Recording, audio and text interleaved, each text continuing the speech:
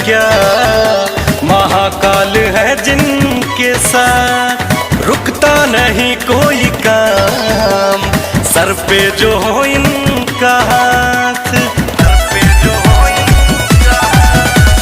भोलेनाथ जो चाहेंगे उन्हें नु खाली होगी, तीनों लोग के नाते है हुए तेरे लोगी।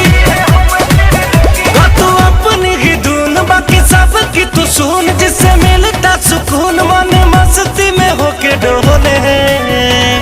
बाकी जो भी दुनिया बोले संभाल लेगा बम भोले बम भोले बम बम भोले।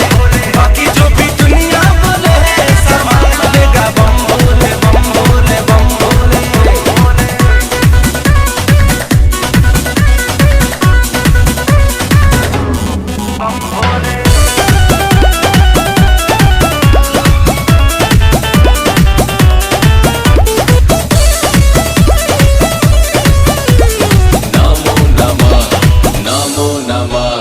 चलता जाए अपनी डगर, मंजिल आएगी नजर, करना गलत ना कभी, रखते हैं भोला नजर।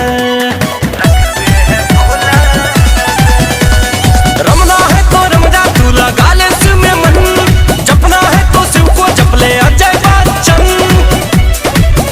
ऐसा करना ना तेज की दिल पे लग जाए ठेस, होगा ना कभी कलेश, तन मन से तू भोले का बोले है। बाकी जो भी